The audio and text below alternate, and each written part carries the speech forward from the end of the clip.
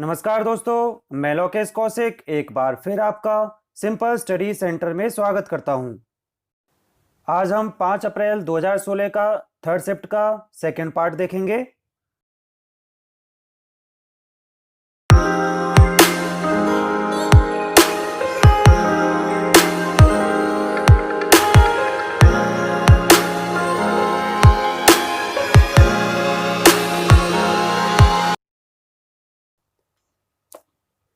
आज का first question है 2 cos theta minus pi by 2 plus 3 sine theta plus pi by 2 minus 3 sine theta plus 2 cos theta.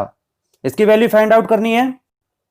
तो हम 2 cos theta minus pi by 2 को लिख सकते हैं 2 cos ब्रैकेट में minus pi by 2 minus theta. इसको लिख सकते हैं 2 cos pi by 2 minus theta, और 2 cos pi by 2 minus theta को लिख सकते हैं cos थीटा, और साइन 90 प्लस थीटा होता है cos थीटा।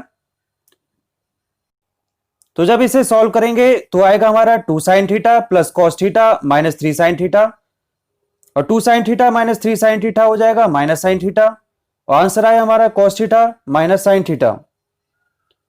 आज का नेक्स्ट क्वेश्चन है निम्नलिखित में से तीर और धनुष के समान युग्म ज्ञात करें। तीर धनुष का जो रिलेशन है वो हमारा गोली और बंदूक का है। धनुष से तीर छोड़ी जाती है और बंदूक से गोली। आज का नेक्स्ट क्वेश्चन है एक छात्र ने 6 विषयों में 470 अंक प्राप्त किए। यदि प्रत्येक विषय में अधिकतम अंक 100 है तो उसके अंकों का प्रतिशत ज्ञात कीजिए। मैक्सिमम मार्क्स हमारे सब्जेक्ट के हैं 100, सब्जेक्ट हैं 6, तो टोटल मार्क्स हो गए 600। परसेंटेज फाइंड आउट करने के लिए हम करेंगे 470/600, कैंसिल आउट किया तो परसेंटेज आ गया हमारा 78.33%। आज का नेक्स्ट क्वेश्चन है इंफ्रारेड किरणें क्या हैं। यह एक इलेक्ट्रोमैग्नेटिक वेव्स है, या जिसे विद्युत चुंबकीय तरंगे कहते हैं। आज का नेक्स्ट क्वेश्चन है निम्नलिखित में से कौन सा इस समूह से संबद्ध नहीं है। इसका आंसर है रैबिट। तो पांडा ग्लोबल, अवास्ट और कास्पस्काई ये एंटीवायरस हैं। आज का नेक्स्ट क्वेश्चन है ई पी की पुत्री है जो के की एकमात्र बहू का पति है। ई के से किस प्रकार संबंधित है। जैसा आप साइड में देख सकते हैं डायग्राम बनाया हुआ है, और ई का और के का रिलेशन हम डायग्राम से निकाल सकते हैं। तो यहां से हमें पता चलेगा ये नातिन या पोती है। आज का नेक्स्ट क्वेश्चन है यदि आर्क को ऐसे लिखा जा सकता है और हेड को ऐसे तो लिखा जाता है, तो चेयर को कैसे लिखा जाएगा। तो इसको जैसे जैसे सिंबल दे रखे हैं वैसे ही इसको रिप्रेजेंट करना होगा। तो चेयर का हमारा आ जाएगा star, hash, dollar sign, and और एट द रेट। आज का नेक्स्ट क्वेश्चन है एक आयत की लंबाई तथा चौड़ाई में अंतर 6 मीटर है। यदि इसका परिमाप 64 मीटर है तो इसका क्षेत्रफल ज्ञात कीजिए। इसे सॉल्व करने के लिए हमारी दो इक्वेशन बनेंगी। l minus B equal to 6, और पेरीमीटर होता है हमारा 2 इंटू एल प्लस बी। यहां से हमने फाइंड आउट किया 2l इक्वल टू 38, l की वैल्यू हो गई 19, विड्थ हमारी हो गई 13। दोनों को मल्टीप्लाई करेंगे तो आंसर आ जाएगा हमारा 247 मीटर स्क्वायर। आज का नेक्स्ट क्वेश्चन है कंपाइलर क्या है। यह एक सॉफ्टवेयर है। आज का नेक्स्ट क्वेश्चन है दिए गए कथनों को ध्यानपूर्वक पढ़ें और प्रश्नों के उत्तर दें। कथन दे डॉग टेस्ट में नाकाम रहने के बाद मीडिया का सामना करते समय एक अग्रणी टेनिस स्टार ने कहा, मैं अपने करियर का समापन इस तरह से नहीं करना चाहता। मैं उम्मीद करता हूं कि मुझे इस खेल को खेलने का एक और मौका दिया जाएगा। मैंने इस खेल को शर्मिंदा किया है। निम्नलिखित में से कौन दिए गए कथन के अनुसार सत्य है। इसका आंसर है वह डॉग टेस्ट के सकारात्मक परिणाम पर सहमत है। आज का नेक्स्ट क्वेश्चन, यदि 10 संख्याओं का समांतर माध्य 35 है और प्रत्येक में 2 जोड़ दिया जाए तो संख्याओं की नई श्रेणी का माध्य क्या होगा। इसे फाइंड आउट करने के लिए हम पहले निकालेंगे कि ओल्ड का जो समेशन है वो कितना है। 35 इंटू 10 इक्वल टू 350।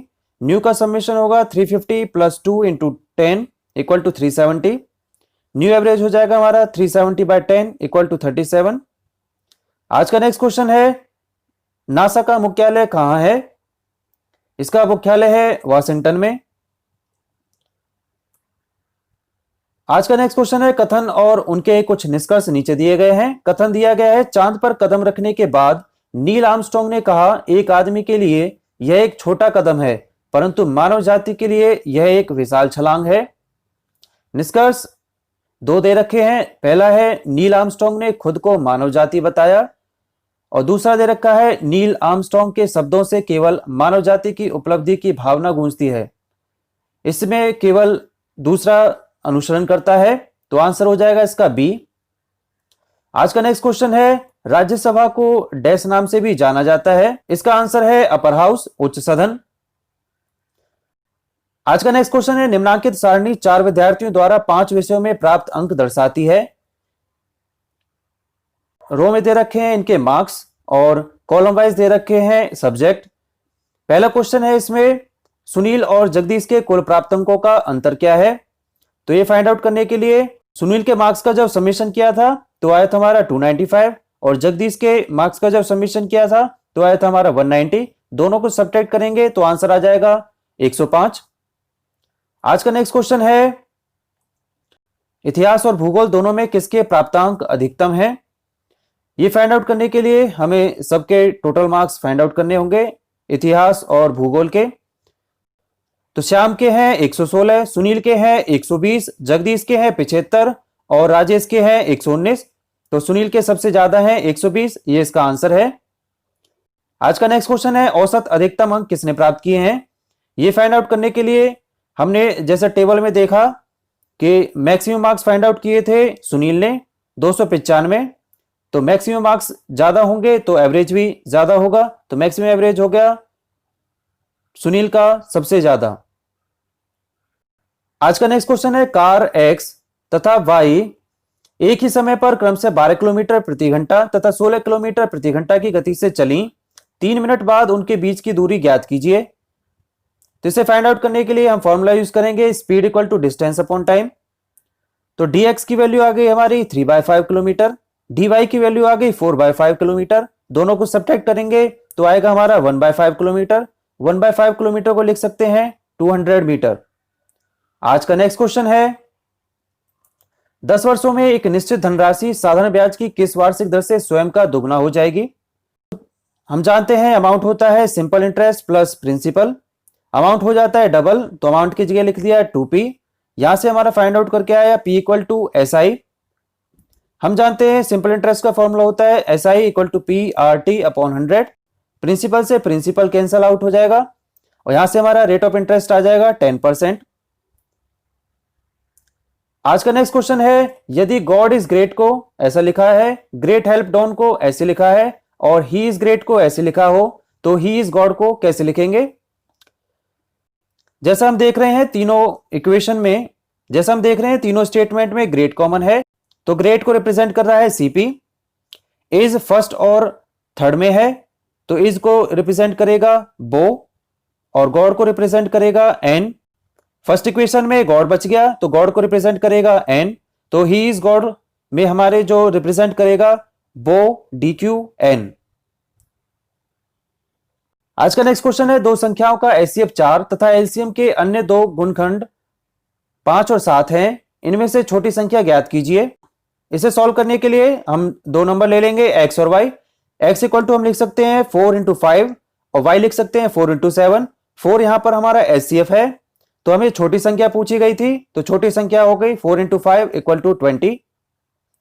आज का नेक्स्ट क्वेश्चन है, ये हमें सीरीज दे रखी है।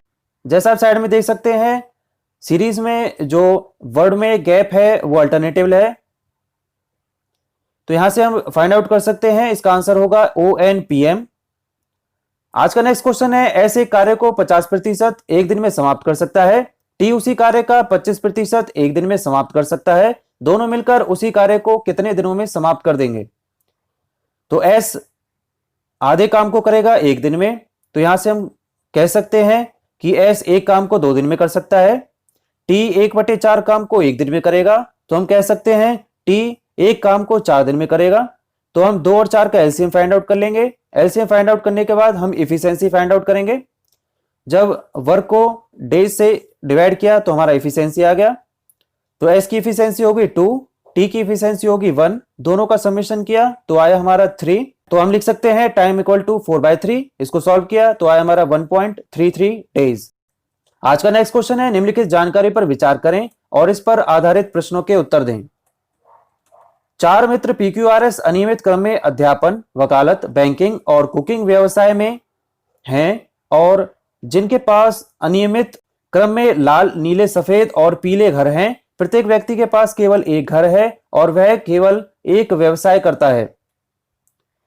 तो इसमें 4 स्टेटमेंट दे रखी हैं। इससे हम एक टेबल फॉर्म करेंगे। PQRS हम पहले नोट कर लेंगे। राइट साइड में लिख लेंगे जो स्टेटमेंट को फॉलो कर रहा है और लेफ्ट साइड में लिखेंगे जो स्टेटमेंट को फॉलो नहीं कर रहा है। तो पहली स्टेटमेंट दे रखी है, पी के पास लाल घर है और वह बैंकर नहीं है। तो हम पी के आगे लिख लेंगे लाल और वह बैंकर नहीं है। तो हम लिख लेंगे पी के पास लाल घर है और वह बैंकर नहीं है। तो हम पी के लेफ्ट साइड में लिख लेंगे बैंकर।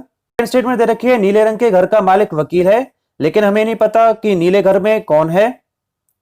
तो हम नेक्स्ट स्टेटमेंट में चलेंगे। नेक्स्ट स्टेटमेंट दे रखी है, एस के घर का रंग पीला या सफेद नहीं है। तो हम लेफ्ट साइड में लिख लेंगे पीला और सफेद। नेक्स्ट स्टेटमेंट दे रखी है, आर अध्यापक है, तो आर के आगे हम लिख लेंगे अध्यापन। जैसा आप साइड में देख रहे हैं ऐसे हम टेबल फॉर्म कर लेंगे। टेबल फॉर्म करने के बाद हमें फर्स्ट क्वेश्चन पूछा गया है, नीले रंग के घर का मालिक है, तो नीले घर का मालिक है एस। आज का नेक्स्ट क्वेश्चन है सफेद रंग के घर का मालिक है, तो ये हम निर्धारित नहीं कर सकते। आज का नेक्स्ट क्वेश्चन है क्यू है एक, तो क्यू के आगे हम लिख सकते हैं बैंकर। जैसा हम साइड में देख रहे हैं क्यू एक बैंकर है। आज का नेक्स्ट क्वेश्चन है, बारूद में मुख्य रूप से क्या शामिल होता है? इसका आंसर है पोटेशियम नाइट्रेट। आज का नेक्स्ट क्वेश्चन है, दो संख्याओं का अनुपात 3:1 है तथा योगफल 72 है, दोनों संख्याओं का अंतर ज्ञात कीजिए। इसे सॉल्व करने के लिए हम लिखेंगे x/y = 3/1, x + y = 72। तो हमें यहां से पता चल गया 4 यूनिट बराबर है 72 के, 1 यूनिट बराबर हो गई 18 के। हमें 2 यूनिट का फाइंड आउट करना है, तो 2 यूनिट हो गई 36 के। आज का नेक्स्ट क्वेश्चन है, यदि एक आयत की लंबाई L सेंटीमीटर और चौड़ाई 20 सेंटीमीटर 25% बढ़ा दी जाए तो पुराने तथा नए आयत के क्षेत्रफलों का अंतर ज्ञात कीजिए। तो पुराने वाले का तो क्षेत्रफल हो गया हमारा LB, नए वाले का हो जाएगा हमारा 5/4 L × 5/4B। इसको सॉल्व करेंगे तो आएगा हमारा 25/16 LB। दोनों को सब्ट्रैक्ट करेंगे तो आंसर आ जाएगा हमारा 9 LB/16। आज का नेक्स्ट क्वेश्चन है, भारत का पहला सुपर कंप्यूटर किसे माना जाता है?